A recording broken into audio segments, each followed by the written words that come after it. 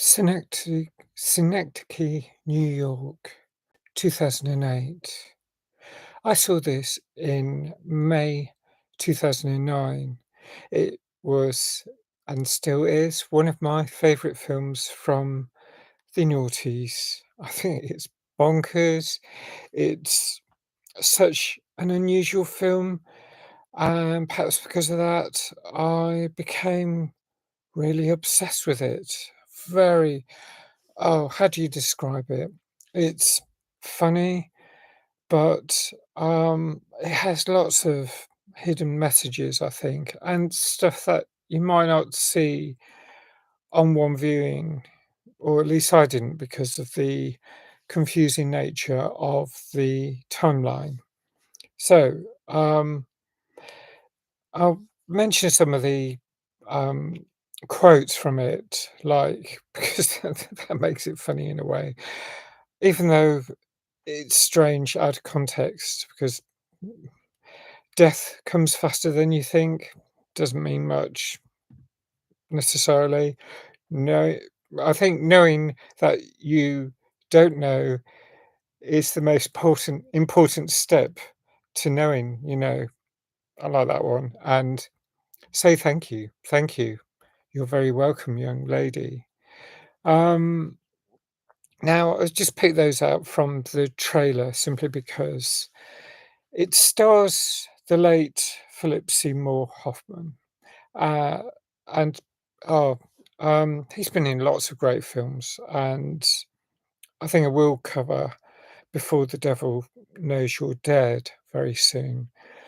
But in this film, he stars as Caden Cotard, um, and he's a theatre director.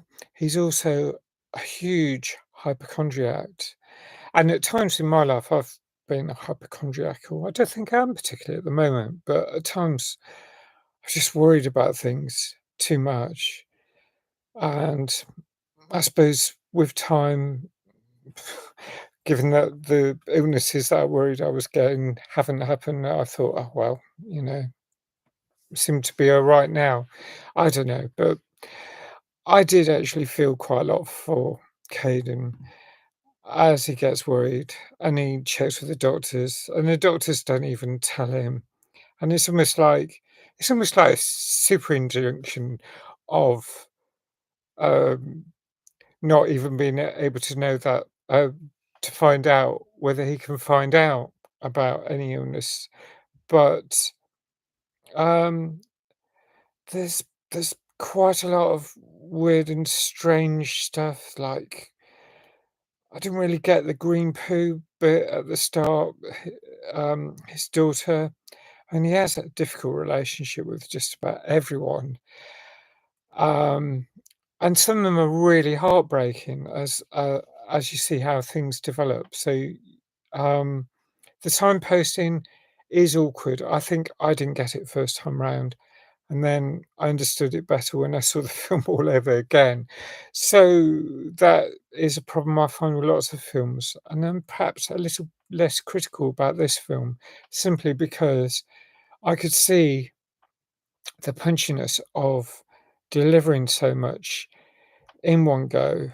Um, Now, the other characters include Samantha Morton, who plays Hazel, Michelle Williams, who plays Claire, Elizabeth King. Um, now, um, a lot of the characters they keep popping up in different circumstances, and some are even more than one character. There's Diane West, who plays Bascom and Millicent Weems, and I didn't really get what a lot of that was. I mean, there's Emily Watson plays Tammy. Uh, I have a lot of fondness for Emily Watson, and I recognise her in a lot of films, so I could follow her probably better straight off than some of the other people who I didn't recognise straight away. Um, Catherine Keener plays Adele Lack, and she's an artist, so she's, like, making everything in minute. She's got an exhibition of minutiae or very small things in it. But meanwhile, um, Caden is being a theatre director. He gets a grant in which he decides he gets this huge warehouse. He decides to create a life-size version of reality of New York, but, New York the city, but within New York. And I guess that's what Synecdoche, I mean, it's based on the town of Synecdoche, which is a small town in upstate New York. And I remember looking it up afterwards because I hadn't heard of it. And then it comes up in other films more recently, like I think the Place Between the Pines. Um, but I wasn't aware at this point of its existence as a town, and it comes up as the heading of the local paper, Synecdoche, Synecdochean or something. Oh, it's all strange. I really found it hard to wrap my head around when I first saw it. But even then, there's this point with a lot of films that I think, "Oh, this isn't worth bothering with watching again. It's too complicated. I'm not gonna bother." But this film, I felt was worth bothering with. So there was something about it. I don't know if it was something to do with the, ensemble of, um, key people in it, but second time round, I got a lot more from it. Um, Now this jumping of timelines, so, they start he's at home, he's breaks a tap in his bathroom, he's yelling out with pain because the tap hits him on his forehead or something. And his young daughter's complaining about her poo.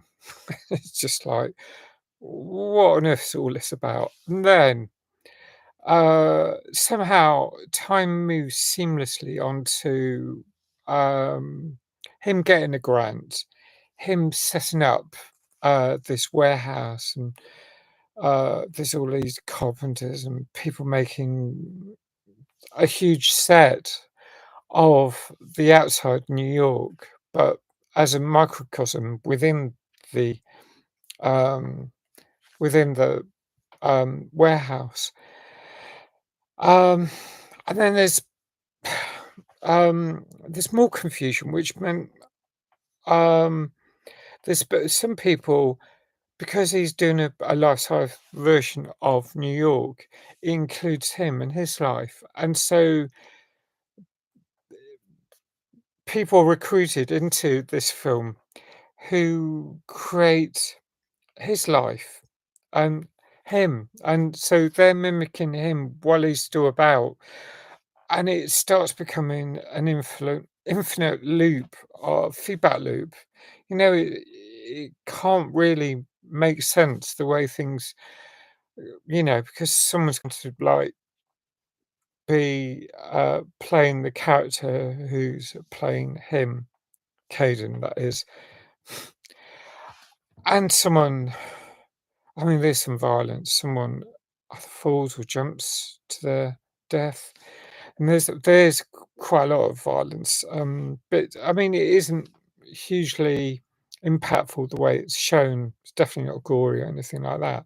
But people die. I mean, I think his parents die in a home invasion, so it's horrific. And then there's this war. I mean, an actual war that starts happening. I mean, so much time flows that it becomes the 2040s. So we're going way into the future from the noughties, this early part. Um, and I remember talking to a friend about it at the time. She said, "Oh, I hope not." It feels like war's coming even quicker nowadays, given we're only in the mid 2020s. But um, there's this burning house. Um, and it's for sale. And all I can describe it as is like, with this mishmash of events, it's not quite a parallel universe. It's like a Russian doll of universes. Things keep happening, and then they're replicated inside, and then they're replicated again. And this mishmash of memories, someone's like thrown them in the pot and stirred them. And so things keep repeating, coming back a bit more blurry, a bit more different in the sort of way that whispers, when you whisper someone to someone, that comes back differently. So it's also like I'm thinking more recently COVID and the virus and how replication errors occur. I mean, life mimics, but it changes subtly. Things keep repeating and changing. And life is confusing. And I imagine it gets even harder. I mean, as people get older and don't remember things, recollections of the past become faultier. And I think that gets added to the mix. And I think that's where the house burning, there perhaps was a fire at some point. But if you're recollecting your life, if you're looking back on your life through flashbacks late on, there will be unreliable narrators. Things will not all match up um, carefully and equally. And I think that's what's happening in this film. It's just things falling apart. It's like a Mandelbrot of things that are getting smaller as they're represented. Um, Mandel broccoli. I think I mentioned that before. You know, the sort of patterns that keep happening and happening all over again in a smaller way. Um, and when the production crew, after after a really long time, they ask, "When are we going to get an audience for this play?" It's been 17 years. It's just like, ah, yeah, it's bonkers. It is just, um, it is a film. I mean, I actually felt really sad when it came right up to the end. Um, just the whiteout scene, there's blackout, fade to black, fade to white films, and this film I felt faded to white, and that's not a spoiler, is it? The colour it fades it out into. But I felt an overwhelming sense of sadness when I saw it the second time. I remember that. Um, and it is just like a synecdoche, as in everything is repeated. That's the whole point of it, I think. It's a work of art in itself, and it's covering a work of art, covering a work of art in a sense. So I think it's kind of genius, but in a way that's very fragmented and distorted, and yet beautiful in its own way. I'm glad it's been made. And is it Charlie Kaufman who made it? Yeah, I think he did just absolutely throw a lot into this film. And oh gosh, I do um, feel sad about Philip Seymour Hoffman having died a few years after this film. I mean, he's been in lots of great films. Jennifer Jason Leigh's Maria in this film. So she's um, Caden's daughter as an adult. Now I'm going to score this 9 out of 10 as it has a special place in my heart. And I think I did score it similar level, high level when I first saw it. I don't think it's lost anything. I haven't, I mean, I might again cover it in Cali seconds at some point if I get a chance to think about it more. But despite, um, its flaws, and that I would say the biggest flaw is the lack of signposting. You suddenly realise that things have moved on, like that point I'm saying, it's been 17 years and we still haven't got an audience. I mean, I'd be annoyed in lots of other films if that happened, and yet I let it go in this. So, um, that's my overall thoughts. It's a good film, but seriously, messed up, complicated, convoluted, unreal. I like the exploration of gender at one point. I mean, that whole thing, it's Philip Seymour Hoffman's character, whom an elderly woman says, "You're very welcome, young lady." So there's a lot of different things. It is like in every person, every man, every woman, that kind of thing that comes across in theatre. I guess that's why there's a theatre and cinema chain called Every Man. That probably makes sense, but let's call it Every Person because to be more inclusive, I mean, every woman and every non-binary person as well, everyone.